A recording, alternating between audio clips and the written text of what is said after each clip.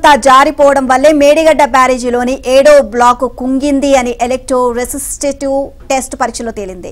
ఇక ఎక్కువ రోజులు భారీగా నీటిని నిల్వ చేయడం వల్ల బ్యారేజీపై ఒత్తిడి పెరిగి అది పునాదుల మధ్య ఇసుక జారేలా చేసింది అని ఆ పరీక్షలో గుర్తించారు. బ్యారేజీ నిర్మాణ సంస్థ ఎల్ఎన్టీ జనవరి 4-9 తేదీల్లో మేడిగడ్డలో ఈఆర్టీ చేపట్టింది. ఇందుకు సంబంధించిన నివేదికను తాజాగా నీటిపారుదల శాఖకు అందించింది. 7వ బ్లాక్ కింది నుంచి ఇసుక జారడమే బ్యారేజీ కుంగుబాటుకు కారణము అని అందులో పేర్కొంది.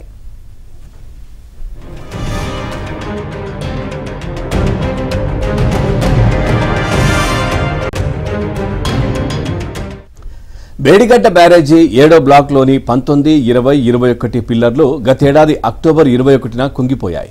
బ్యారేజీ సామర్థ్యం 16.17 టీఎంసీలు కాగా ఆ సమయంలో 10.33 టీఎంసీల నీటి నిల్వ ఉంది. ఈ నిల్వల వల్లే బ్యారేజీపై ఒత్తిడి పెరిగి ప్రమాదం జరిగి ఉంటుందని గుర్తించారు.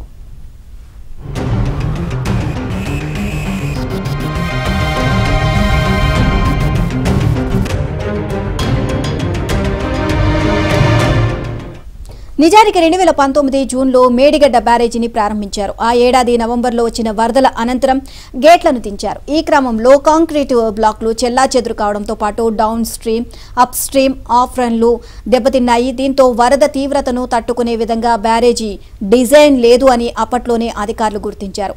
అప్పట్లోనే మరమ్మతులు లేదా పునరుద్ధరణకు ఉపక్రమించి ఉంటే ప్రస్తుత పరిస్థితి ఉత్పన్నమయ్యేది కాదు అని పేర్కొన్నారు.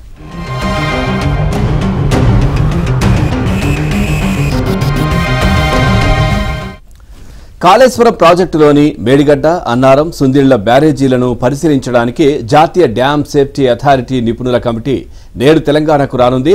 కాళేశ్వరం బ్యారేజీల పునరుద్ధరణ, మరమ్మతులు చేపట్టడానికి వీలుగా వాటి నిర్మాణం, లోపాలపై అధ్యయనం చేయాలని కోరుతూ ఫిబ్రవరి 13 తెలంగాణ నీటిపారుదల శాఖ కార్యదర్శి ఎన్డీఎస్ఏకి లేఖ రాయగా ఈ నెల 2న కేంద్ర జల వనరుల సంఘం మాజీ చైర్మన్ జె చంద్రశేఖర్ అయ్యర్ నేతృత్వంలో 6గురితో ప్రభుత్వం కమిటీ వేసింది.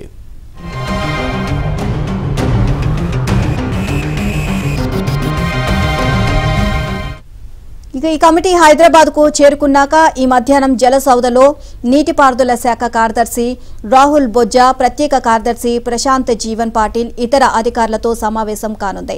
ఇక 7, 8 తేదీలో మేడిగడ్డ, అన్నారం, సుందిళ్ల బ్యారేజీలను పరిశీలించనుంది. మళ్లీ 9వ తేదీన హైదరాబాద్ లో నీటిపారుదల శాఖ అధికారులతో పాటు ఆయా బ్యారేజీల నిర్మాణంలో పాలు పంచుకున్న అధికారులు, నిర్మాణ సంస్థలతో సమావేశం కానుంది. ఆ రోజు సాయంత్రం ఢిల్లీకి వెళ్లనుంది.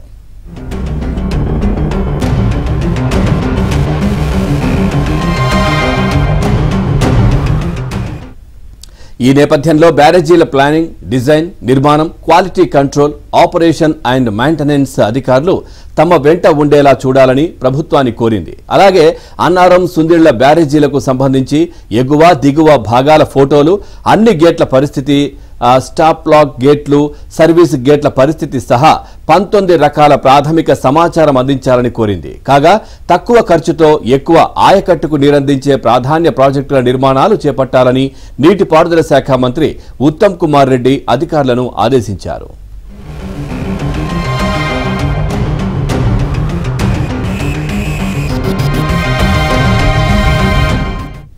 నిన్న జలసౌధలో నీటిపారుదల శాఖ కార్యదర్శి రాహుల్ బొజ్జా, నీటిపారుదల శాఖ ప్రత్యేక కార్యదర్శి ప్రశాంత్ జీవన్ పాటిల్, ఈఎన్సీ జి అనిల్ కుమార్, నీటిపారుదల శాఖ సంయుక్త కార్యదర్శి భీం ప్రసాద్లతో పాటు ఇతర అధికారులతో ఆయన సమీక్ష నిర్వహించారు.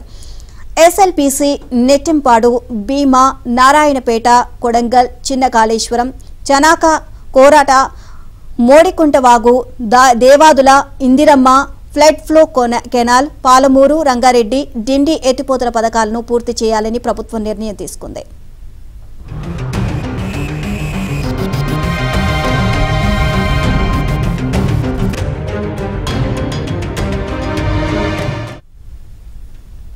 రైటిక గండిపేట మండలం వట్టినాగులపల్లిలోని భూదాన్ భూములకు సంబంధించిన పాపాల పుట్ట పగిలింది.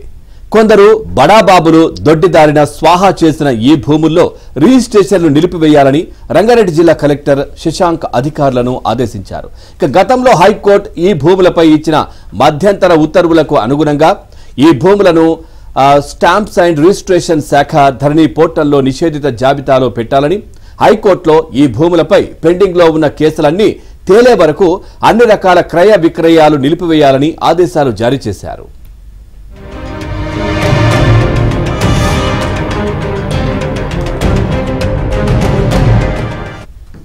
వట్టినాగులపల్లిలో దాదాపు 2000 కోట్ల విలువైన 29.27 ఎకరాల భూదాన్ భూములను అధికార బలంతో అప్పటి ప్రభుత్వంలోని పెద్దలు చెరబట్టడంపై ఆంధ్రజ్యోతి ప్రచురించిన ధరణి బూచితో భూమి స్వాహ భూదాన భూముల్లో కాలనాగులు కథనాలు సంచలనం సృష్టించింది. ఈ కథనాలపై వెంటనే స్పందించిన రంగారెడ్డి జిల్లా కలెక్టర్ శశాంక్ సమగ్ర విచారణకు ఆదేశించారు. ఈ మేరకు గండిపేట తహసీల్దార్ శ్రీనివాస్ రెడ్డి ఆధ్వర్యంలో రెవెన్యూ బృందం ఆ భూములను పరిశీలించి సర్వే నిర్వహించింది.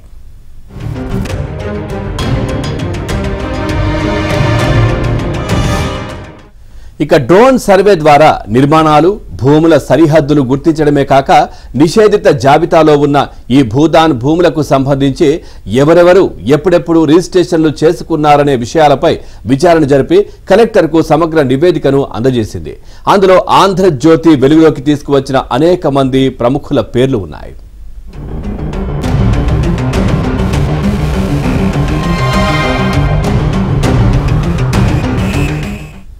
బీఆర్ఎస్ మాజీ ఎంపీ వినోద్ సోదరుడు ప్రతిమా కన్స్ట్రక్షన్ అధినేత బోయిన్పల్లి శ్రీనివాసరావుతో పాటు MLA Palla Rajeshwar Reddy, cine hero Meka Srikanth, BJP నాయకురాలు చందుపట్ల కీర్తిరెడ్డి పేర్లు ఇందులో ఉన్నాయి. అలాగే మరికొందరు బడా వ్యక్తులు కూడా ఇక్కడ బినామీల పేరుతో రిజిస్ట్రేషన్లు చేసుకున్నట్లు తెలుస్తోంది.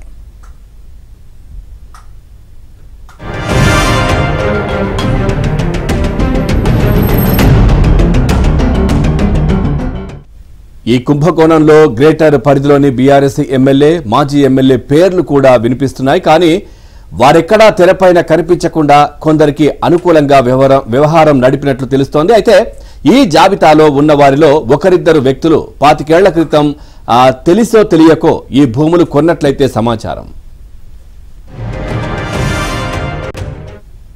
ఇదే అంశానికి సంబంధించి మరిన్ని అప్డేట్స్ మా కరెస్పాండెంట్ రాజేష్ నాయుడికి తెలుసుకుందాం. రాజేష్, ఈ భూదాన్ భూములకు సంబంధించి ఓవరాల్ గా అప్డేట్స్ ఏంటి?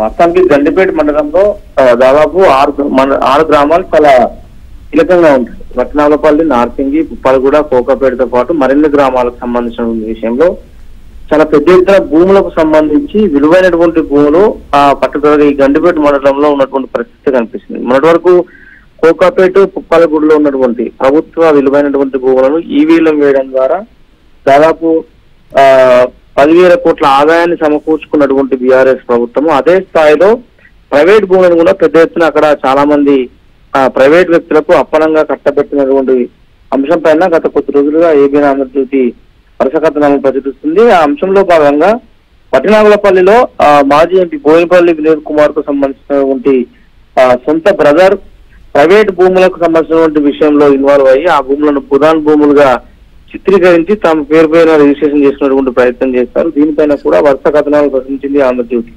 సో దానిలో భాగంగా వట్టినాగులపల్లి భూదాన్ భూముల రిజిస్ట్రేషన్ ప్రక్రియను అంతా కూడా నిలిపివేయాలని చెప్పేసి రాష్ట్ర ప్రభుత్వం నిర్ణయం తీసుకుంది.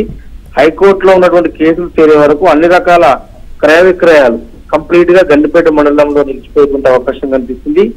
ఈ అంశాన్ని దృష్టిలో ఉంచుకుని ఆ భూములను నిషేధించే జాబితాలు పెట్టేలా అధికారులకు కలెక్టర్ శశాంక్ ఆదేశాలు జారీ చేశారు. నిషేధిత జాబితాలో ఉన్నటువంటి భూమిని బోయినపల్లి శ్రీనివాసరావుతో పాటుగా ఎమ్మెల్యే పల్లా రాజేశ్వరరెడ్డి మరికొంతమంది వ్యక్తులను కబ్జా చేసేటువంటి ప్రయత్నం చేయడంపై గడిచిన 2 రోజుల కిందట కూడా ఏబీ ఆంధ్రజ్యోతి స్పాట్ వెళ్ళి కవర్ చేసేటువంటి ప్రయత్నం చేసింది.